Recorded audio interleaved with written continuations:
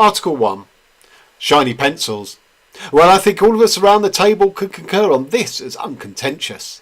Of course, one's making assumptions about the artistic/literary culture of each family, but in the main, the key issue is merely whether they are combined with the razors on the top or separate.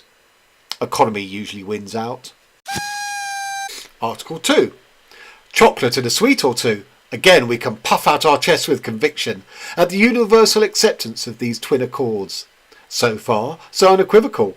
As long as we collectively gloss over nannying government health warnings about too much confectionery's pillaging of our little treasures' teeth. Article 3. At this point, I suppose, it is incumbent on me to toss in the ticking time bomb of the cake. A. Lights down. And here it is, being marched out and regaled in song, festooned with midget flares. B. Lights out, as its waxy beacons are snuffed, or not as the case may be if joke candles have been employed. And then the countdown really begins. C. Back into the galley, as sliced up, individually wrapped in napkin/aluminium foil. To hell with ecological conservation, this is a party! And placed in each bag in time for the onslaught home. Unless. D. Some strategic parents buy a second inferior cake and pre-portion and dispense it within each bag before the first compelling tinkle on the doorbell has even signalled the party's start. That way, they get to keep the perishable work of decorative art to themselves, and the beatified, for one day at least, fruit of their loins, gets to eat as much marzipan until they are sick and beatific no more. Article 4. Finally, the declaration, the pre-prepared, generic, thank you for coming, and thank you for your lovely, as yet unknown, present. Hope you had as much fun, presumptuous, as I, presumptive, did.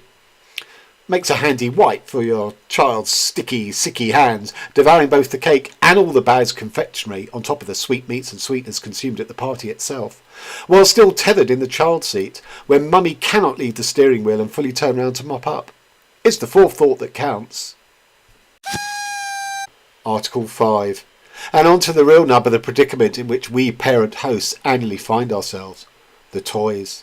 With 15 to 30 kids to gratify, said toys must come from the racks in Pound Saver, Stretcher or undershops. Yet look as though they came from loftier perches. But you need to hit upon divergent bargain bulk buys, since boys and girls are irrevocably either side of the peace line from here in on.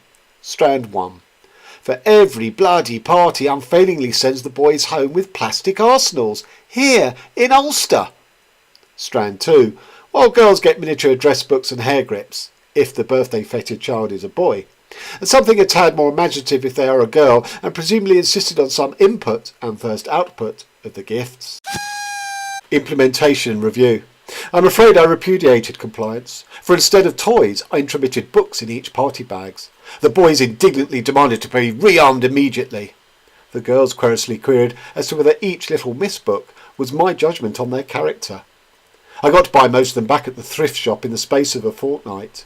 Suzanne's party was talked of as one of the worst in living memory, simply on the strength or the weakness of the parting gift. It's 40 quid squandered on a party entertainer then. And all authors are decommissioned at a stroke. The pen is not mightier than the stiletto. Thank God next year's round of parties bifurcates into exclusive football stroke makeover ones. That's if any girls will still associate with her after her mother's dagger of betrayal through the heart. Communique. Darling, I'm so sorry.